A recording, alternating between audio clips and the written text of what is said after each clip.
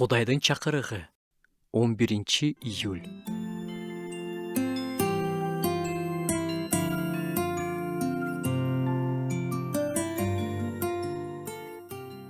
Энох деген адам болгон. Ал 365 жыл жашаган. Бул биз үчүн аябай көп. Бирок Энохтон да көп жашаган адамдар болгон. Ал убакта адамдар узак жашашкан. Матушал жөнүндө окусак, анын 969 жыл жашаганын билебиз. Ошентип, Энох жөнүндө мындай деп окуйбуз. Энох Кудай алдында түз жүрдү.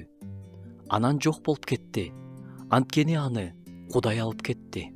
Элестетсеңиз, ал өлгөн жок. Ал өлүмдү көргөн жок. Тирүү турган жеринен эле Кудай аны асманга көтөрүп кетти. Жаңы осуятта да ал тууралуу жазылат. Ишенгендиги үчүн Энох асманга алынды. Ал өлгөн жок. Аны таппай калышты. Анткени аны Кудай алып кетти.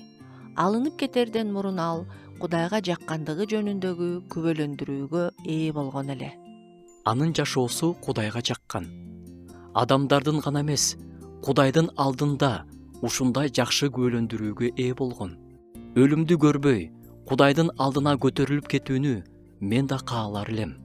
Биздин денебиз өлүшү жана өлүм көлөкөсү аркылуу өтүүсү ар бирибизди күтүп турат. Энох болсо аны көргөн жок. Ал өтө бузулган коомдо жашаган. Ошого карабай, Кудайды көрүп тургандай болуп, анын алдында коркунуч менен жашады. Бассак турсак азгырыкка, күнөөгө толгон дүйнөдө да Кудайдан коркуу менен жашаса болот. Аны капа кылгандан коркуп, андан алыстап кетүүдөн коркуп жашаганга Кудай жардам берсин.